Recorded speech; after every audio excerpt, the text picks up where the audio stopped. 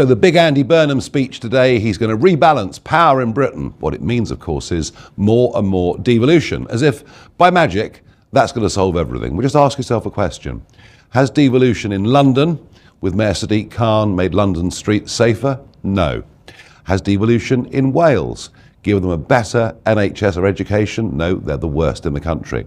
And has devolution in Scotland cleaned up Scottish politics? Well, I think the recent jailing of one of the former bosses of the SNP would say no. Just to give more and more powers, indeed including tax-raising powers, to mayors all over the country of itself won't stop the boats, won't deal with the national debt.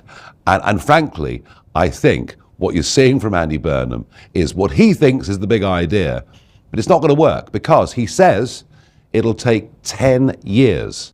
What if I told you that both of Britain's so-called biggest parties have just lost the argument, and neither one has noticed yet? One installed a prime minister without a single vote from the public. The other just watched its former heartlands vanish practically overnight. Sounds dramatic? Good day, and welcome back to British Insider, because dramatic is exactly what this week in British politics has been. Quick favor before the fireworks start. If you are enjoying this channel, hit subscribe and tap that notification bell. Over 90% of you watching right now have not yet, and honestly, it costs nothing, takes 1 second, and genuinely helps this channel grow. Right, favor asked, now let us get into it. To lift Britain back up to where it needs to be. I would suggest those of us that believe that Britain is broken would say we haven't got 10 years. The country will be totally unrecognisable in 10 years. What the country wants is immediate action. And I tell you what, they're not going to get it from Mr. Burnham, or should I say, open borders Andy. Let us start with the big one, Labour's brand new occupant of Downing Street, Andy Burnham. He became Labour leader unopposed, acclaimed by his own MPs, then walked straight into number 10 days later without the small formality of a general election. And here's the twist that makes this delicious. Back in 2022, when Liz Truss quit and Rishi Sunak was installed the exact same way, Burnham was one of the loudest voices demanding an election. Funny how the tune changes once you are the one holding the keys. Nigel Farage certainly noticed, arguing that reshaping the country this dramatically without asking the country first is not just cheeky, it's a genuine constitutional problem.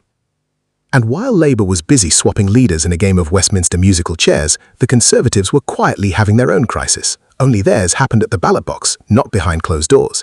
In Norfolk, once about as reliably Tory as a cup of tea and a moan about the weather, the Conservatives were reduced from over 50 council seats to just a handful, while Reform UK swept in and took control outright. Picture a sandcastle at high tide, except the tide is public opinion and the castle had absolutely no chance. But statistics only tell you so much, so let us talk about a name you might not know yet, Colin Sutton, a retired detective with 30 years chasing genuinely dangerous criminals, including the case that finally caught serial killer Levi Belfield. Sutton stood for Reform UK to become Norfolk's Police and Crime Commissioner. He didn't just win, he thrashed the competition, beating the Conservatives comfortably while Labour slid all the way down to 5th place. Here's a man who has spent decades doing the actual job, not just talking about it on a podium, and voters clearly notice the difference between substance and spin. That contrast is really the entire argument in miniature.